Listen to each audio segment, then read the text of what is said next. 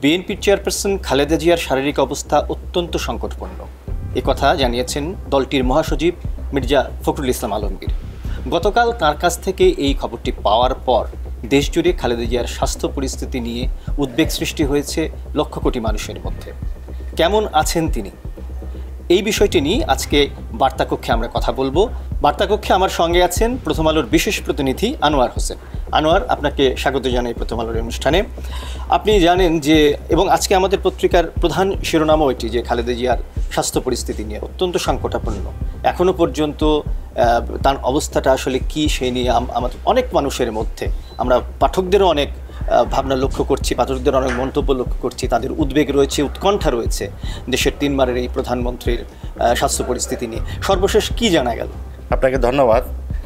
একটা জিনিস, খালেদা জিয়া গত বহু বছর যাবতীয় অসুস্থ আছেন, তবে এইবারই প্রথম সংকটাপন্ন শব্দটা রিয়েলি আসছে এবং তার দলের পক্ষ থেকেও বলা হয়েছে যে উনি সংকটাপন্ন। এই ধরনের সংকটের কথা এর আগে ওভাবে বলা হয় নাই। সেক্ষেত্রে বলা যায় যে এবার তার যে অবস্থাটা সেটা আসলেই সংকটাপন্ন এবং উনি সামাজিক যোগাযোগ মাধ্যম, তারপরে বিভিন্ন ধরনের লেখালেখিতে আসছে, কেউ কেউ শঙ্কা প্রকাশ করছেন যে তার কিছু হয়ে যায় কিনা।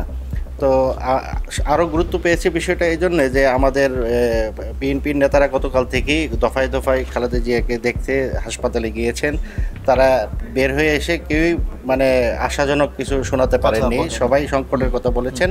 একই সময়ে আমাদের তত্ত্বাবধায়ক সরকারের প্রধান উপদেষ্টা ডক্টর মোহাম্মদ ইউনূসের পক্ষ থেকে বিবৃতি দিয়ে দেশবাসীর কাছে দোয়া চাওয়া হয়েছে।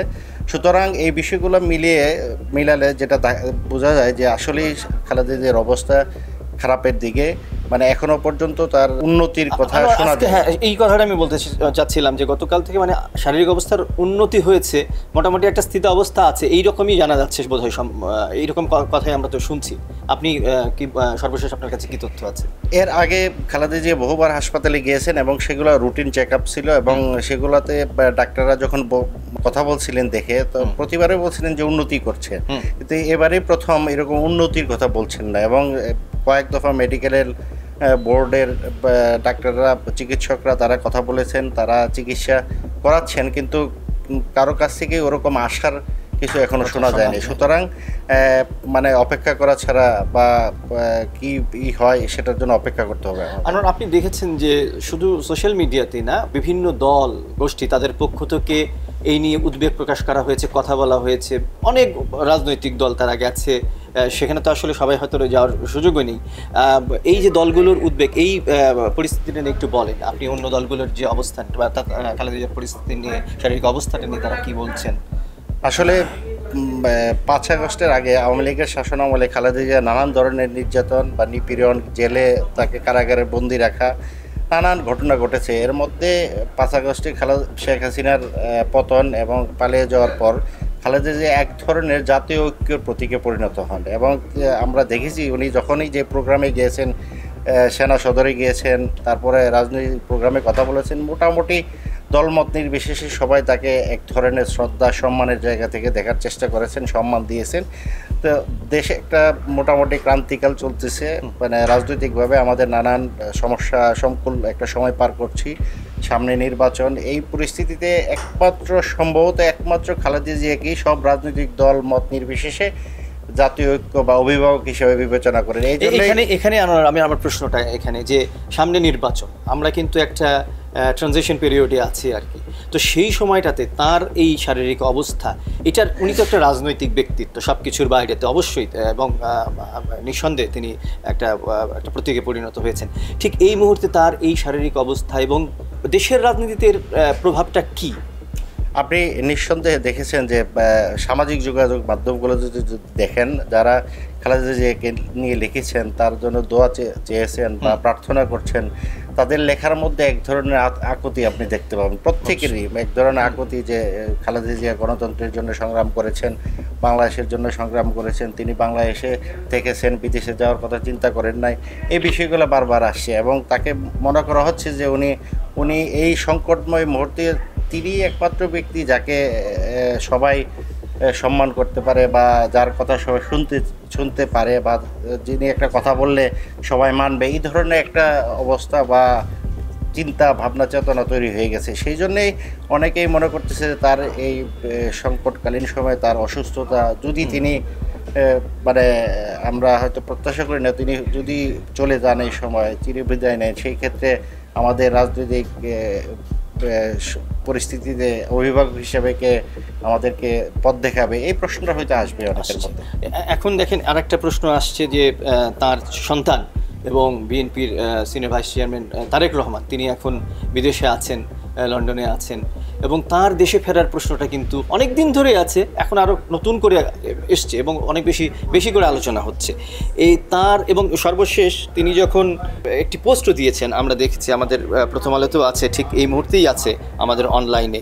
তিনি বলছেন যে সংকটকালে মায়ের স্নেহস্পর্শ পাওয়ার তীব্র আকাঙ্ক্ষা যে কোনো সন্তানের মতো আমারও রয়েছে, তবে তিনিও বলছেন যে এখনই দেশে পড়ার সিদ্ধান্ত নেওয়ার সুযোগ তার জন্য অবারিত ও নিয়ন্ত্রণাধীন নয়।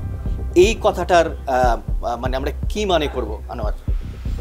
আসলে এটাকেও যদি আমি বলি, সামাজিক যোগাযোগ মাধ্যমে এক ধরনের প্রেশার তৈরি হয়েছে যে খালেদা জিয়া অসুস্থ, মানে সংকটাপন্ন, তার এক ছেলে এর আগেই 2015 সালে মানে মারা গিয়েছেন, একমাত্র জীবিত ছেলে তারেক রহমান, উনি দেশের বাইরে। তো তারেক রহমান গত কয়েক মাস ধরে আলোচনা আছে যে উনি তফসিল ঘোষণার আগে বা ডিসেম্বরে আসবেন বা তফসিল ঘোষণার আগে আসবেন, এরকম একটা আলোচনা আছে, প্রস্তুতিও আছে তাদের দলের মধ্যে। তো ধরে নেওয়া হচ্ছিল যে একজ্যাক্ট সময়টা কেউ জানতেন না, কিন্তু তিনি আসবেন এটা একটা ইয়ার মধ্যে ছিল যে তফসিল ঘোষণার আগে। তো ডিসেম্বরে তফসিল ঘোষণা হবে, ফার্স্ট উইকে বা সেকেন্ড উইকে, আমরা সেটা জানতে পেরেছি। এই অবস্থায় তার আশাটা আরও ত্বরান্বিত করার একটা প্রত্যাশা, চাওয়া আমরা সামাজিক যোগাযোগ মাধ্যমে, লেখাতে, নানা জায়গায় দেখছি। কারণ হচ্ছে তার একমাত্র সন্তান এখন আছেন, তার হয়তো সবাই চাচ্ছে যে তাকে পাশে থাকুক, ওনাকে পাশে থাকতে দেখতে চেয়েছেন অনেকেই। সুতরাং এই আকাঙ্ক্ষার কথা তারা ব্যক্ত করেছেন। এই জিনিসটা দেখেই হয়তো তারেক রহমান তার ফেসবুক পোস্টে এই জিনিসটা লিখেছেন। তো আমরা জানি যে তারেক রহমানের বিরুদ্ধে বিগত আওয়ামী লীগ সরকারের আমলে একাধিক মামলার রায় হয়েছে, তাকে সাজা দেওয়া হয়েছিল। অবশ্য এটা একটা তার দেশে ফেরার একটা বাধা হিসেবে দেখা হতো রাজনৈতিকভাবে।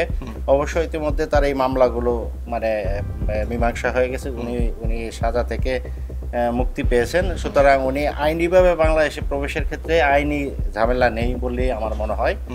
তো সেই ক্ষেত্রে আরও দুটো প্রশ্ন থাকে। একটা হচ্ছে উনি যখন 2008 সালে বাংলাদেশ ছেড়ে ইংল্যান্ডে যান বা লন্ডনে যান, তখন এক ধরনের কথা বলা হয়েছিল যে উনি অসুস্থ, তার চিকিৎসার জন্য তিনি যাচ্ছেন, এবং প্রথম দিকে উনি চিকিৎসাই নিয়েছেন। এক পর্যায়ে আমরা জানতে পারলাম 2018 বা তারপরে যে তারেক রহমান আসলে ইংল্যান্ডে, লন্ডনে অ্যাসাইলাম নিয়েছেন, রাজনৈতিক আশ্রয়ে আছেন। আচ্ছা, তো সেই ক্ষেত্রে এটা একটা কারণ হতে পারে যে উনি রাজনৈতিক আশ্রয়ে আছেন, যেহেতু ওই আইনি প্রক্রিয়া বা আইনি যে প্রসিডিউরগুলো আছে সেইগুলোর ক্ষেত্রে হয়তো কিছু বিষয় আছে যার জন্য তাকে অপেক্ষা করতে হচ্ছে। এটা একটা বিষয়। আর একটা কমন বিষয় মানে যেটা বহুল আলোচিত, সেটা হলো তারেক রহমানের নিরাপত্তা। উনি বহুদিন দেশে ছিলেন না, 17-18 বছর দেশে নেই।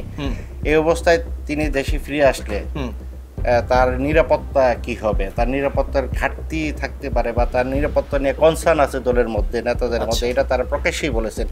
সেটা একটা কারণ থাকতে পারে। কারণ খালেদা জিয়া, তারেক রহমানের বাবা শহীদ প্রেসিডেন্ট জিয়াউর রহমান, তিনিও কিন্তু মানে হত্যার শিকার হয়েছিলেন।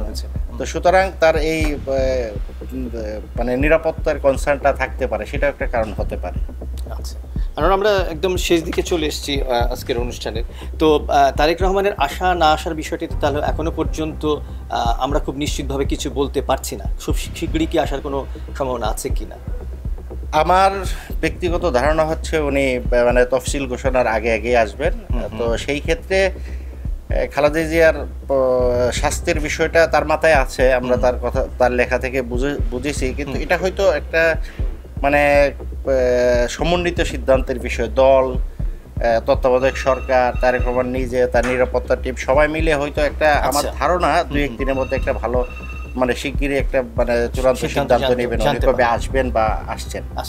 আনোয়ার, আপনাকে অনেক ধন্যবাদ বার্তাকক্ষে সময় দেওয়ার জন্য। শুধু দর্শক, আমরা আনোয়ার হোসেনের কাছ থেকে খালেদা জিয়ার স্বাস্থ্য পরিস্থিতি, তারেক রহমানের দেশে ফেরা, বর্তমান রাজনৈতিক অবস্থিতি, নানা বিষয় নিয়ে শুনলাম।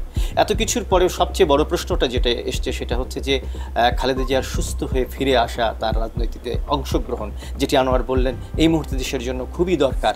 আমরা তার সুস্বাস্থ্য কামনা করি এবং তিনি খুব ভালোভাবে ফিরে আসবেন, আবার আরোগ্য লাভ করবেন এই প্রত্যাশা করছি। সবাইকে বিদায়।